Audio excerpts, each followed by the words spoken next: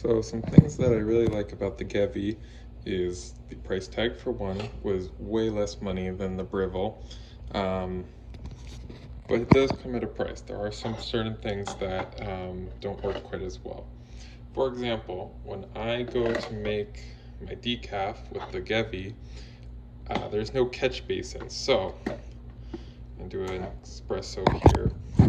You're also not able to push to start. You have to use your actual finger.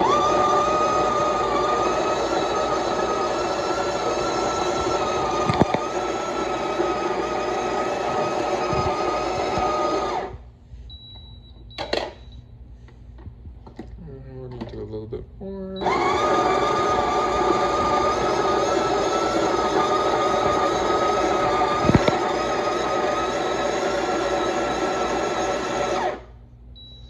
So, as you can see, a bunch of coffee drips down there.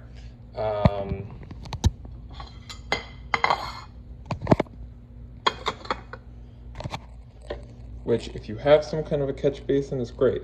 But if you don't, you end up having to pick up the whole machine and get them off that way. The controls here, you just turn with your hands. Super easy. There is an included brush and little scooper. Personally, I don't use them.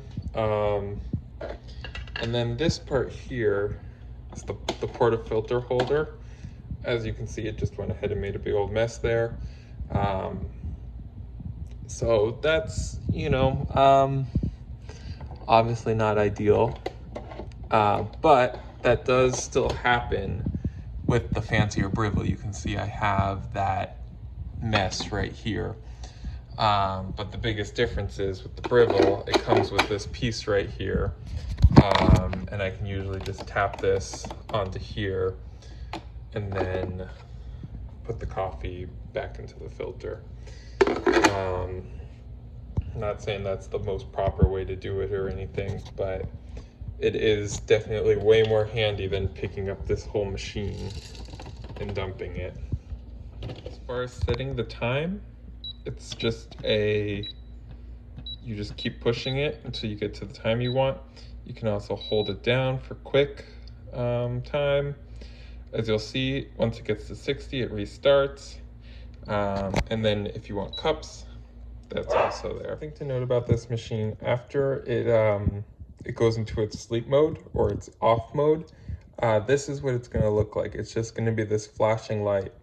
And unfortunately, there's no way to make this stop flashing.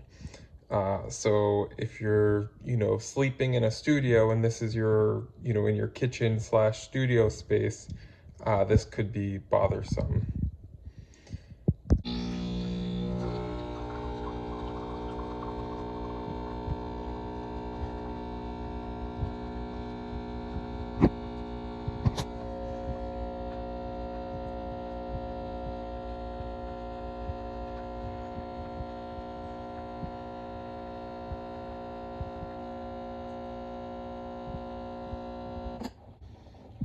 So as you can see, I'm no expert here, but the pressure gauge did go very high.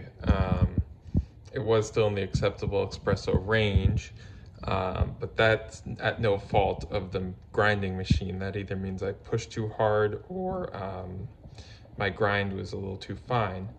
But as you can see, I was at about a 9 or a 10.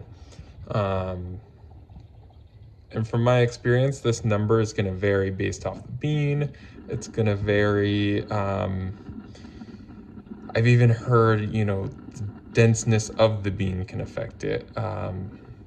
So just know that this little dial will always be, you'll always be kind of adjusting it depending on which beans you buy. Overall though, great machine. You may be asking, well then why do I also have the Breville? I honestly do use the Breville every day, and I use the, I've already forgotten how it's pronounced, Gevi, only on the weekends when I have decaf coffee. Honestly, they're both great machines, and I purchased this for around $65, whereas this machine was a little over $200. Do a 5-second grind just for noise comparison of this. Here's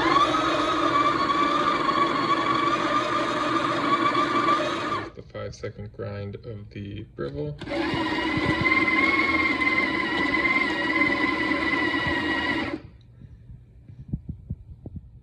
So just to recap, I think this is a great machine. Great price, great control for, you know, the price. Obviously, I think the Breville does have a better control panel. The fact that you can find a machine for under, you know, $100 with a portafilter holder is great. It's a Burr grinder, which is also important. The grind size, there's plenty of adjustability there. I like that. Haven't had any issues going too fine or too coarse. So by far the biggest con of this machine is that it doesn't have a built-in catch basin for the grinds that fall overboard. And that flashing light is bothersome, but easily fixed by either just unplugging the machine or just not being so picky like me. Anyways, I really hope this video helped. And I think it's a wonderful machine and highly recommend it.